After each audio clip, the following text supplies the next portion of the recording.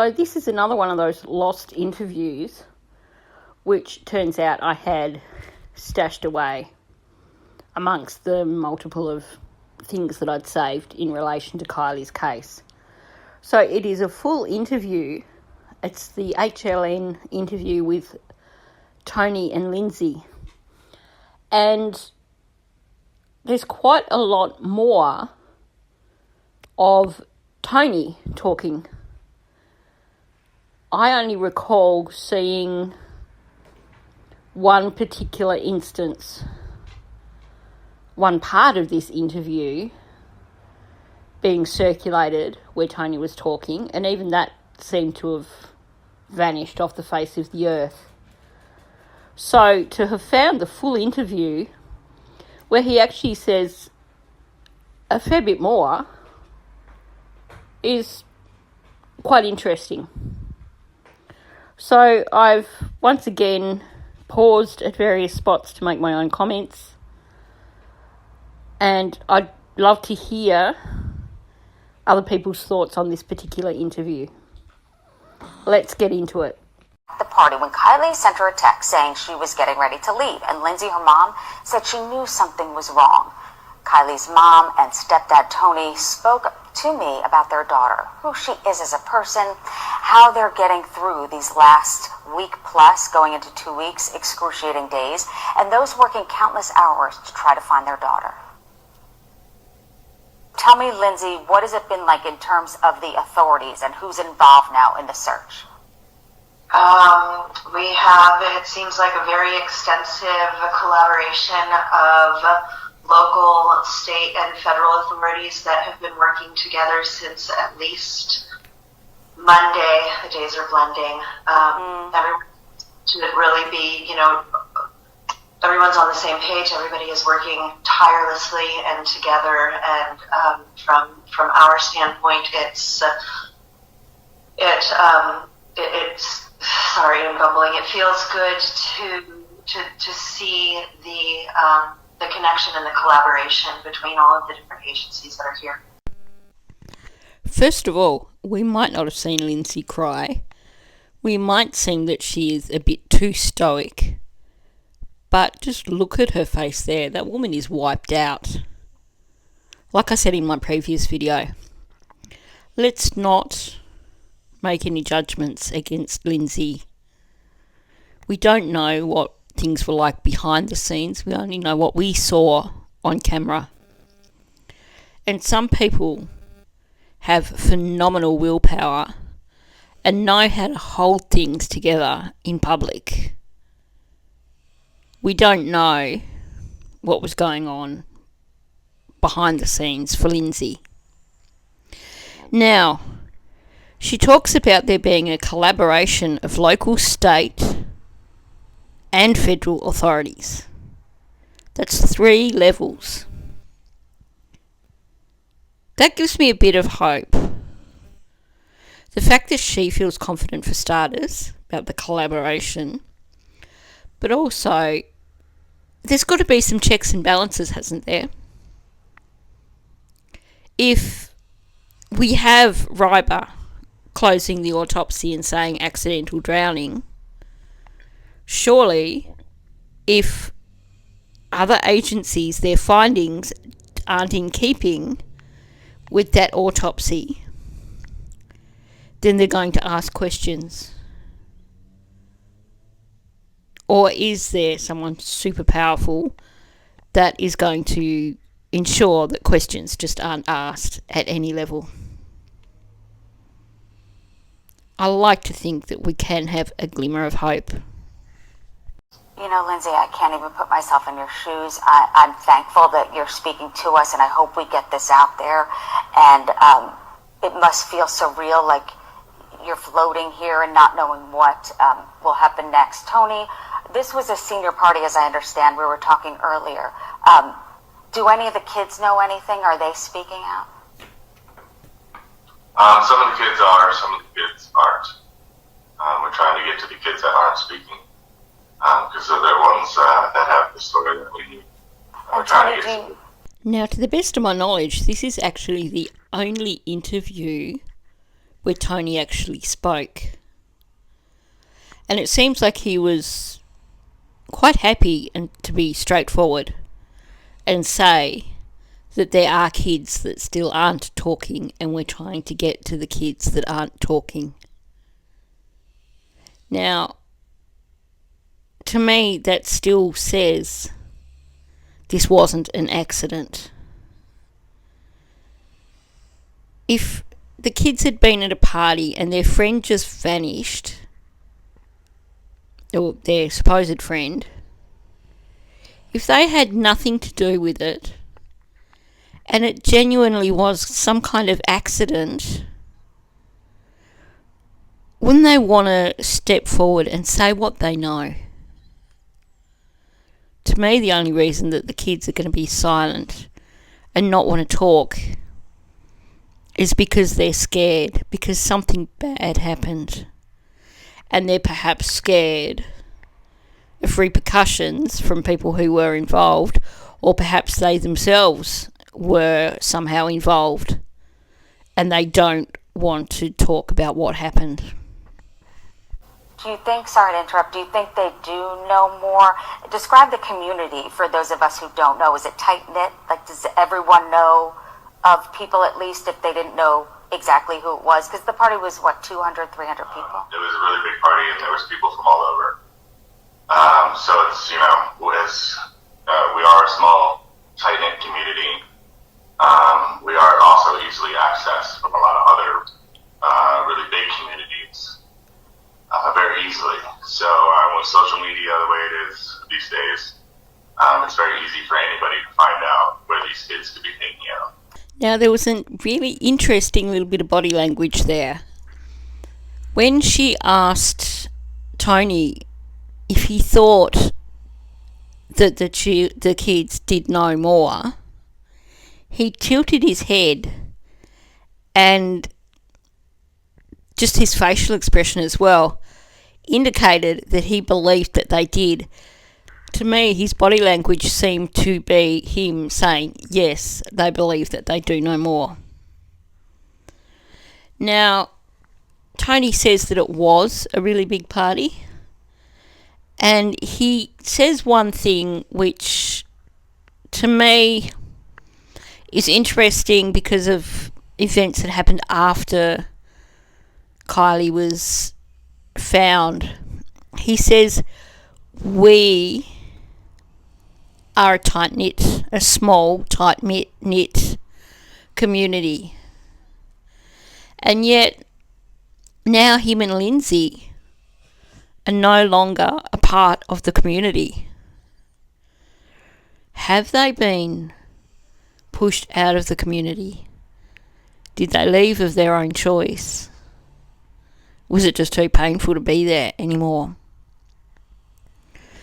But he did say about it being a small, tight-knit community that is easily accessed by people from larger communities.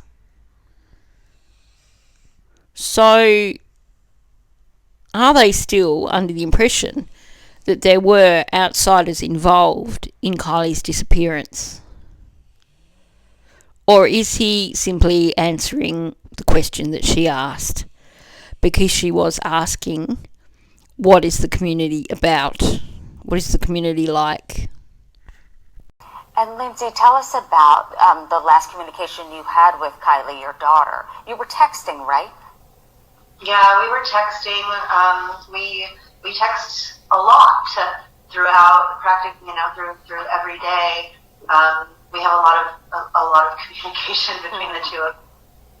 The very last text that I got from her was at 11:30 the night of the party, saying that she was planning on leaving in about 45 minutes and would be heading home. One of the reasons even that she had sent that text then is because we had originally planned and agreed upon a 12:30 curfew for the night, and so leaving at 12:15 would have put her home at about 12:45 instead. And she is so good at always reaching out and checking in, that she did that just to let me know that she was just planning on being 15 minutes late. And you said be careful, like all moms do. And how did she respond? She said, "I will, Mama, I love you." Now, that part of the interview is not something that was removed. I think quite possibly if you went looking you'd probably still find it. But a few important things to note there. When she's talking about having been texted by Kylie, having received a text from Kylie to say that she was running late, she also says that they have a lot of communication through the day. So that goes back to the question of, if Kylie texted her to say she was going to be leaving late, did she send her another text to say she was leaving the party, or did that text never happen? So either she texted her to say she was leaving the party and for some reason that is not meant to be public knowledge, or she never texted her to say that she was on her way home, which is a huge red flag and is perhaps hugely significant in the timeline. The other thing here is the little slip which you no doubt caught, because I know it's been commented on many, many times. But when she was talking about her being good with communicating and being good with curfews and stuff, she said she is. So she almost said was and then corrected herself to is. So good. I think she knew at this point. So this is just about 2 weeks in. So this is not long before Adventures with Purpose came. And I truly believe that she knew at this point that Kylie wasn't going home. How, Lindsey, are you getting through the day? Is the focus on the search, of course? And like Tony said, I mean, there's so much with social media that hopefully you could piece together some of the pieces. Yeah, I get through the days with the support of my community, my family, my friends, my faith, my hope, my knowledge that the reason that we have not found anything is not for a lack of resources or effort or want. Here again, she's being really, really careful with her words. But I find it interesting, and I will just say, I don't care for your community, Lindsey, I'm sorry. But she puts community, in terms of support, above family and friends. To me, that's a little odd, but that's also indicative of that community. She talks about hope, but she doesn't talk about hope of Kylie being found or hope of seeing Kylie again. She hasn't said that she believes that she's going to see her daughter again. But she does mention that she says they haven't found anything. She doesn't say they haven't found Kylie or her vehicle, but they haven't found anything. What other things are they looking for? I just find that really weird terminology too. You know, wouldn't you think that you would say they haven't found her yet? But it's not for lack of resources or effort. Once again, we have the mention of resources and effort. So why didn't they find her? Why did it take Adventures with Purpose to find her and her vehicle? Lindsey, we've seen her image. The nation has seen Kylie. Describe her personality, what she's like. She's wonderful. She's funny and smart and tenacious, a little bit of a spitfire. She's everything that is wonderful about a teenage girl. She is turning into this strong woman with her own thoughts and convictions, and she's not afraid to share those. She is open and loving to everyone. I was just talking with somebody else about her connection to so many people across the board, and whatever that is, she has so many interests that she can make quick connections with pretty much anybody that she meets almost immediately, whether it's talking about food and baking recipes, or it's about hockey, or it's about playing the violin, or it's about country music, or it's about cars, yeah. Riding snowmobiles, going fishing and camping, going into the city, visiting museums. Lindsey tells us so much about Kylie here. I'd love to hear people's thoughts and observations about the various things that Lindsey has referenced. But I do want to mention, when she first starts describing Kylie, the description flows really easily. She's smart, she's tenacious, she's funny, she's a spitfire. And then she pauses and she goes back to that measured speech that she uses, which to me indicates some sort of emotional turmoil, something that she's trying to be very careful about not saying, or being careful about how she says something. One thing that stands out to me, and I think we've all said this multiple times, she describes Kylie as being open and loving. When someone is open and loving, quite often they don't expect bad things from other people. Is that why something happened? Because she was open and loving, and she was accustomed to getting along with other people, and wasn't worldly enough to look out for things that could have worked against her. Yeah, 16 years old, what are her plans? I'm trying to picture myself at that age, at this party. You never think anything could happen. Did she have plans the next day? And what did it look like after graduation? Were there plans leading up to that? Yeah, so she did have plans for the next day. She was going to be going camping with 3 other kids. We had actually talked about even those plans on Friday morning, the last time that I saw her, that we checked in.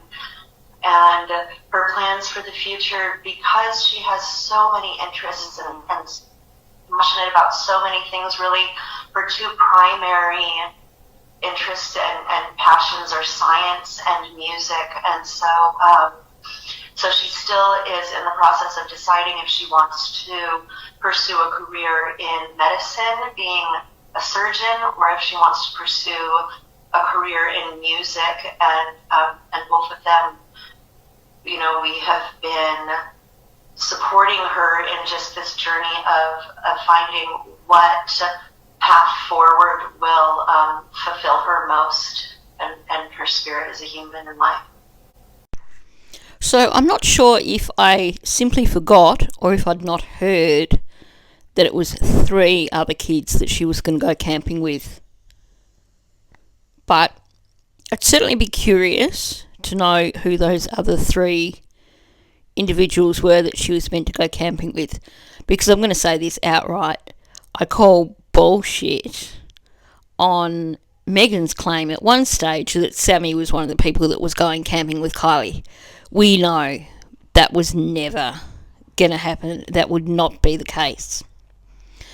Now, I find it interesting when she starts talking about Kylie going to college that she goes back to talking in the present tense. And she also starts speaking back in that flowing manner. And I think there is definitely, when you think about the psychology of that, there would have to be an element of denial. When you've spent all that time planning with your child for their future, it would be incomprehensible to imagine that future being gone, even if at that point in time you know that your child's not coming back. To then be able to make that transition and accept that that future is gone would be too much. So I think that's why she quite readily and freely talks in the present tense or future tense when she talks about Kylie going to college. It's one of those things that's well known that when a parent loses a child, that they really struggle in terms of talking about that child in past tense. So the fact that there was that earlier slip up when she started saying was and then switched to is makes me think that she definitely knew Kylie wasn't coming back. But then you have it at the same time, her talking about Kylie's future and the thought that it would be incomprehensible to imagine your child not having a future. She would have been incapable of saying that these were her plans, because that would be making it too hard to accept that her child wasn't coming back. She just sounds like a wonderful person, as I know she is. And Tony, when the cameras aren't around, and are you piecing together kind of her closest friends? Have you been in contact with them? Are they giving you any hope here? Yeah, we're all kind of giving each other hope. We got to lean against each other to get through this tough time. Go ahead, Lindsey. Sorry. Oh no, just her dear friends are dear to us and dear to our heart and close. We're keeping, as Tony was saying, we're all staying close together right now and sharing love and sharing stories and sharing laughter and tears. Now, my interpretation of the question that she asked when she was asking about the friends giving hope was that she was asking if they were getting adequate information from the close friends that were giving them hope of finding Kylie. I would like to know what other people think in terms of that question, because it was slightly strangely worded, I will say. But I find it interesting that Tony jumped in really quickly and said that we're giving each other hope and leaning on each other.